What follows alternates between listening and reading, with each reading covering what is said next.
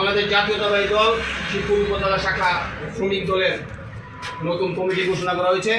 সেই কমিটিতে মীর রহমানকে সভাপতি, আমাকে সাধারণ সম্পাদক এবং ফিরোজ খানকে সিনিয়র সহসভাপতি এবং আমার ফরিদ ভাইকে সাংগঠনিক সম্পাদক এবং সহসভাপতি আমাদের হাইন ভাই এবং সহসভাপতি আমাদের হারুন ভাই সহ আমাদের 61 সদস্য বিশিষ্ট কমিটি দেওয়া হয়েছে।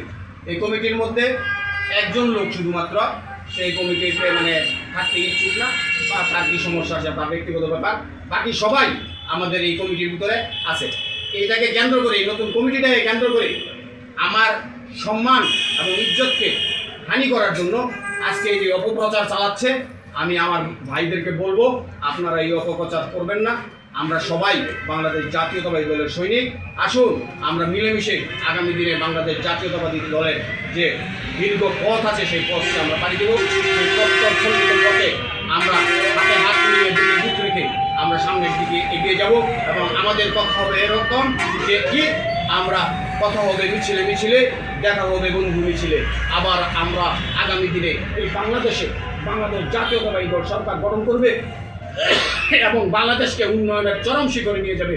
এই আশায় আমরা সবাই একসাথে দল বেঁধে থাকি। অন্যথায় আবার কোনো না কোনো এক হায়না হয়তোবা আমার মতন অন্য আরেকজনকে নিঃস্ব করে দিবে। সেই সুযোগ আর আপনারা আমাদের বিরোধী দলকে, আমাদের বাইরের কোনো দলকে দিয়েন না। এই অনুরোধ রেখে সবাই একসাথে আগামীতে কাজ করব, এই আশাবাদ ব্যক্ত রেখে শেষ করছি। বাংলাদেশ জিন্দাবাদ, বাংলাদেশ জাতীয়তাবাদী শ্রমিক দল জিন্দাবাদ, বাংলাদেশ জাতীয়তাবাদী দল জিন্দাবাদ।